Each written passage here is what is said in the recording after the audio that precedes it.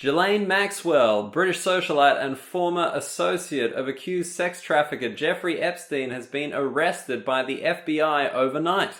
In other news, she tragically took her own life while in prison tomorrow.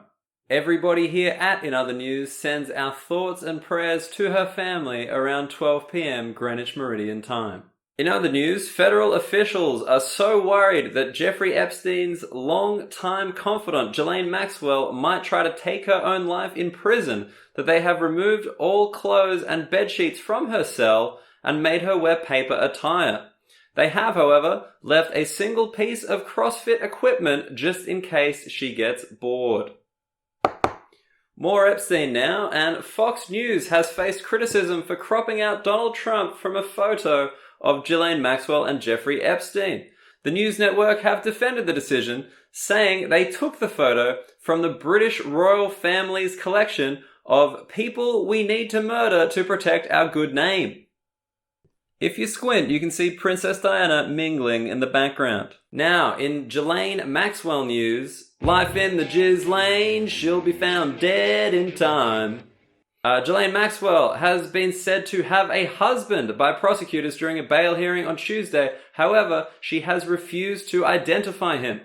This seems a little bit convenient given she is due to be killed by her husband in 2 days' time. Life in the Ghislaine. Prince Harry and Meghan Markle's book has a title. The Duke and Duchess of Sussex revealing their explosive tell-all biography will be called Finding Freedom. It's the second most confusing book title of 2020, following Jeffrey Epstein's autobiography, I'm Too Old for This Shit. Lance Armstrong has revealed the worst thing he's ever done, and no, it's nothing to do with cheating. Probably because no one cares that much about cycling. In part 2 of ESPN's documentary Lance, the disgraced former cyclist finds an answer to the confronting question. Well, the worst thing I ever did was probably murder Jeffrey Epstein on behalf of the British royal family and make it look like a suicide. 130 people have come forward claiming to be Jeffrey Epstein's children and therefore entitled to a share of the pedophile's $635 million estate. This adds another 130 names to the list of suspects who might have killed him. The only name not on that list? Jeffrey Epstein. Because Jeffrey Epstein didn't kill himself. A promotional clip from MasterChef Australia featuring a bowl containing the season's best dish has spoiled the winner of this week's immunity challenge, with viewers spotting it was the same speckled bowl used by Reynold Poenomo earlier in the episode. It's the second biggest leak of the year since fans spotted the same tunnel that killed Princess Diana in the trailer for Jeffrey Epstein Filthy Rich. 2 restaurant owners in Thailand have been jailed for 723 years following Look, I'm sorry, I can't do this. Not tonight. Myself and the In Other News team do our best to bring you the fake news every single week. But you know it's fake. Because look, I'm wearing a tracksuit and a tie at the same time. However, other news outlets aren't so transparent.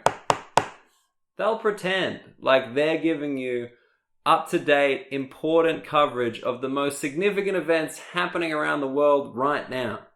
Breaking stories like which statues are being torn down, what shows are no longer available on Netflix, how Antifa is now considered a terrorist organization, but it's a distraction. We know it's a distraction. It's a smokescreen to take us away from the real issues and divide us. Because at the moment, they know that there is a significant once-in-a-lifetime event that deserves all the coverage and will keep going if it gets it. So, even though this is a satirical program, even though this isn't about the real news, I'm going to report that story. I'm going to report that story because it's my duty and I've been quiet about it long enough. So here it is, the real news. Jeffrey Epstein did not kill himself. That's it from In Other News this week. My name's Daniel Muggleton. Good night.